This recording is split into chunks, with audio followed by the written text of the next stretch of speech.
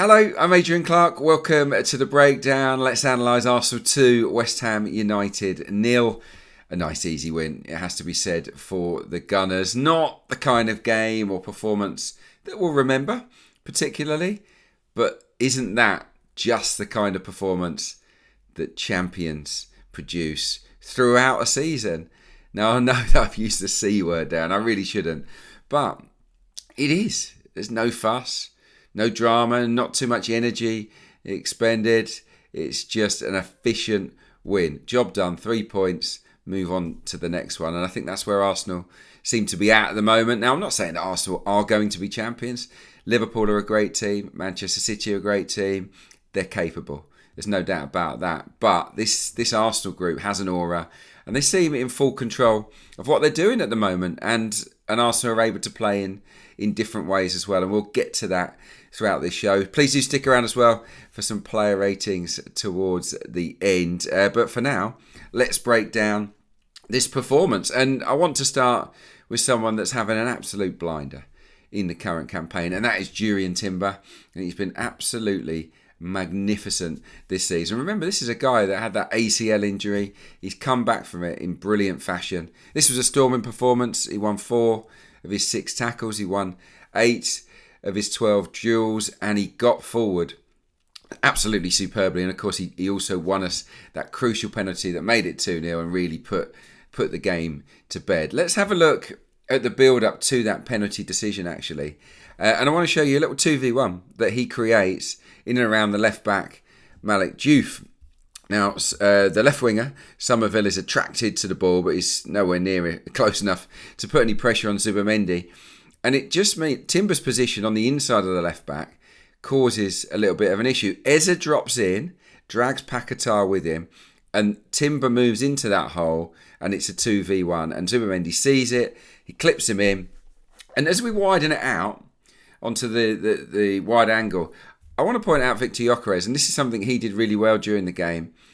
He occupied 2 centre-backs. He occupied both. They were scared stiff of him. And so often, those two were pretty much on him. And that did leave a big hole between the left centre-back and the left-back. And Timber got in. And what about this for a touch? I mean, it was unbelievable. Look, he's facing away from goal. He controls it, he brings it down, and he instantly flips his body around to protect the ball from Diouf, and then he draws the foul. It's great control from him. He targeted that space very, very well, and yeah, it was an absolute penalty. I mean, the foul started outside the box, but obviously it carried on into it, nailed on pen, and Bukayo Saka takes it, which was interesting, wasn't it? That Viktor Gyokeres didn't.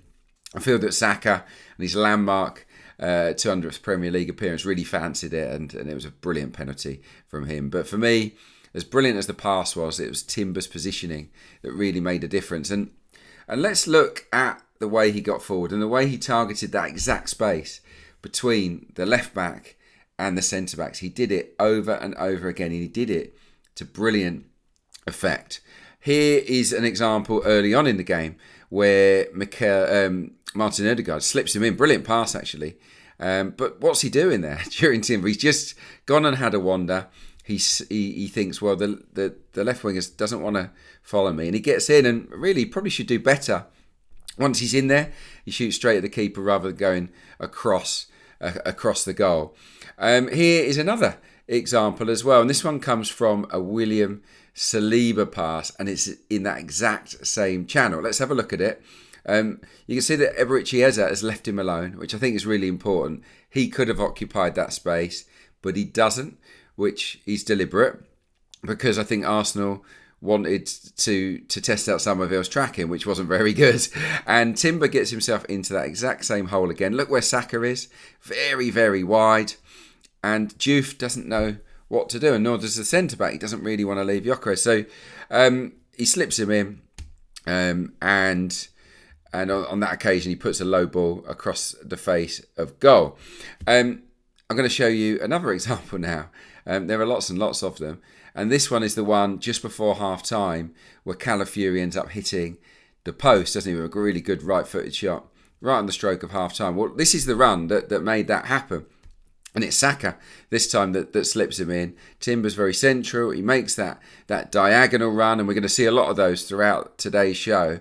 He gets into that spot, and the ball comes across the face of goal from Timber, comes out to Calafiori, and he's unlucky not to score. I just feel that it was less predictable, or West Ham weren't expecting it to be Timber that pops up in those holes. They thought it would be Ødegaard. When he went off, they thought it would be Eze. They thought maybe Saka's going to target that space a little bit as well, but we didn't. We stayed wide with Saka. The centre forward, Gyökeres, he didn't block up that space either. He made sure he stayed central or to the other side of the box to create a big hole, and it's a hole that Arsenal punished over and over again. And Timber was absolutely superb during the game. That was a Calafiori chance. Let's talk briefly about Italian left back. I think his positioning was even wilder, wasn't it, this week? He spent most of this game standing in central midfield, but he never ever neglected his defensive duties with Jarrod Bowen. Bowen didn't really get a sniff in the game. He was always there when he needed to be, but when we had the ball, which was most of the time, over 70% of the time, he was in central midfield.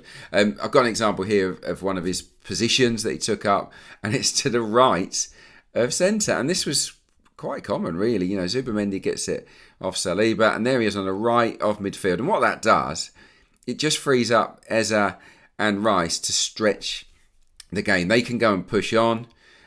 Out of shot, Leandro Trossard is supplying the width. He's effectively playing as a wing-back, I guess, at that moment. And what happens with this example is that Zubimendi goes wide to Trossard, and he plays a nice early ball into Rice down the left channel. And he loves to make those runs, doesn't he? And it just opened up the left flank by virtue of the fact that Calafiori wasn't there, and also by virtue of the fact that because he wasn't there, nor was Bowen, and nor was the player that was marking him, that everyone's sort of following him a little bit infield, and it just opened up the flank. And if we move the ball quickly to that flank, we can hurt teams. And I think that was the idea, as well as, of course, creating those overloads in central midfield where we can play through them. So yeah, really bold, adventurous performance from Calafiori. You see his pass map here. Let's have a look at it. It's quite remarkable for a left back. We're kicking from left to right as you look. You never know it really, would you? All those touches right in the middle of the pitch, sometimes between the two centre backs as well. So yeah, it was a very inverted performance from Riccardo Calafiori, and a good one. Now, the midfield was a big talking point when the team was named. They picked the team that I'd hoped for in my last video. I'd gone with that Rice, Ødegaard, Eze unit. I was delighted to see them start the game, and wasn't it a shame that Martin Ødegaard got injured, dangled his leg out, didn't he? Clash of knees, and hopefully he's not out for too long. Hopefully that's not a serious injury to him. He's been so unlucky, to come off in the first half yet again. So really, I think the jury's out on whether that works and whether that is a great idea. Personally, I still think it is against teams where we'll have a lot of the ball, and we just didn't get to see enough of it, did we? But let's not forget what did happen when Ødegaard and Eze were playing in front of Rice. Here is a great example. Let's show you it. It's an Ødegaard through ball. We've already seen one through ball from him to Timber. Here's another one. This time for Saka in that same hole on the inside, making the run from in to out inside the box. And this pass. Got Saka away and he flashed it across the face of goal. And of course, this was the one where Eze should have scored. It comes across the face of goal. The keeper scrambles, pushes it to Eze, and he really should score. It's a pretty bad miss from Eberechi Eze. During that time as well, early on in the game, we might have forgotten it now, because we did have a goal disallowed with Rice at the base. I think he was enjoying it, getting a lot of the ball, popping it around. What a pass this was for Bukayo Saka, over the top. Absolutely brilliant pass. It's been a trademark of Arsenal this season to play these longer passes over the top, and it's a brilliant one. And Saka's really unlucky, just a fraction offside, wasn't he? He went on and scored that goal. So good things did happen with that midfield three in situ, and I expect Mikel Arteta to try it again when they're all fit and available. But you have to say, maybe when Zubimendi came on, the balance of the midfield was probably was better. I think he was masterful, wasn't he? Zubimendi completed 69 of 73 passes. He won 3 tackles. He ran the game, really, Zubimendi, from that deeper line position. And what we also saw there was Eze come right, where he probably got a little bit more of the ball. And we saw Rice drive and really show that power from the left 8 position, didn't we? And it probably did have a better balance. It probably was a little bit more of a rounded display. Zubimendi, we've got to talk about him and his involvements in the goals. Brilliant passes. Let's take a look at the first one, because it involves those two and Rice. Here it is. Look, I'm getting bored of saying it now. It's another run in that exact same space. How many times have I showed you runs in that part of the field? It's remarkable, isn't it? This time it's Zubimendi, under pressure, plays a great pass for Eze. And of course, Eze gets there and he shoots across the face of the goal. It's a fabulous strike. Absolutely thumps it, doesn't he? The keeper can't control it. And how well does Rice do on the follow-up just to control it? He keeps his eye on the ball and he punches it into the back of the net. And I'm sure I wasn't alone in loving Declan Rice staring out the West Ham fans that have been giving him stick ever since he left.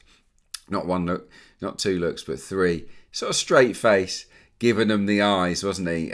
Also showing respect, I guess, to his former club, but in terms of not over-celebrating. But he let them know there that he'd been hearing exactly what they said. It was a really good finish, and it came from a Zubimendi pass that unlocked it. But let's not underestimate Eze's part in that. The run and the shot were absolutely terrific. Of course, we've already seen the other pass, haven't we, from Zubimendi, the little clip over for Timber. Beautiful, and I think he had an outstanding match. Viktor Gyokeres probably didn't have an outstanding match. I thought he was superb against Newcastle, excellent against Olympiacos, but for me, it wasn't his day. It just wasn't. He got bumped over a lot in those physical duels. Didn't link play quite as well. He didn't get hold of it and knock those crisp passes off for supporting runners. He did run further than anyone else in an Arsenal shirt, over 10k.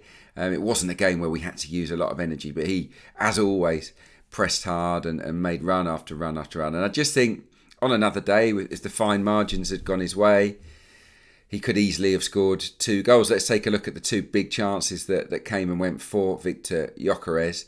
This one here, Saka got to the byline. Brilliant dink cross, wasn't it, across the face of goal. And he gets there and he wins the header, does Viktor, but he doesn't punch through it, does he? He doesn't get a good clean contact on it, and it sort of comes off the side of his head and it heads wide, which is a real shame.